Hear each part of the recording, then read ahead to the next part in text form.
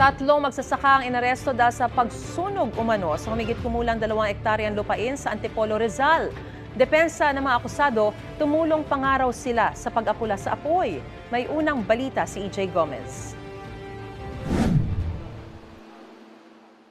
Nakakulong ngayon ang tatlong magsasakang ito na inaakusahang nagsunog umano ng isang farmland sa Antipolo City.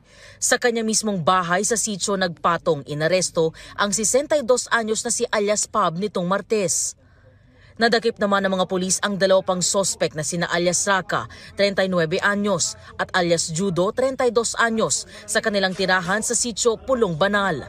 Ayon sa pulisya, naganap ang pagsunog sa lupain sa sitio Nagpatong, Barangay San Jose noong Abril. Nagsunog sila ng farmland, more or less 2 hectares. And nangyari yung insidente sometime April of this year at lumabas po yung warrant ngayong October 1st ng taong ito at na-serve kaagad po ng ating kapulisan. Walang inirekomendang piyansa ang korte para sa kasong destructive arson na isinampa ng namamahala ng lupa laban sa mga akusado. Itinanggi ng mga akusado ang paratang na pagbintangan lang daw sila. Ayon kay alias Pab, sinubukan pa nga raw nilang apulahin ang apoy para hindi madamay ang kanilang mga pananim at bahay. 1 kilometro ang layo mula sa pinagmulan ng sunog. Ang totoo po, hindi kami nagsunog. Biglang sumiklab ang apoy. Hindi nga namin alam kung saan galing yun kasi may usok dun sa dulo. Tag-araw po, tuyo po ang damo. Grass fire po yun. Saka yung area masukal, madamo. Siyempre at saka yung araw po yun, mahangin po. Siguro po sa lakas ng hangin, tinangin ng hangin po yung apoy kaya bilis kumalat po. Agawan daw sa lupa ang posibleng ugat ng pagbibintang sa kanila na aminadong ilang dekada ng informal settlers sa lugar. Ang dahilan dyan, lupa. Kasi government property po yung lupa eh.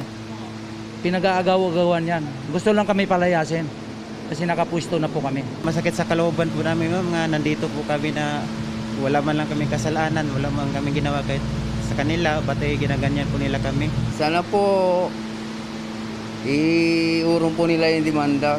Masakit po eh. Sana po yung totoo po kasi mahirap po makulong ng walang sala eh. Sa custodial facility ng Antipolo Component City Police Station, nakakulong ang tatlong akusado. Ito ang unang balita.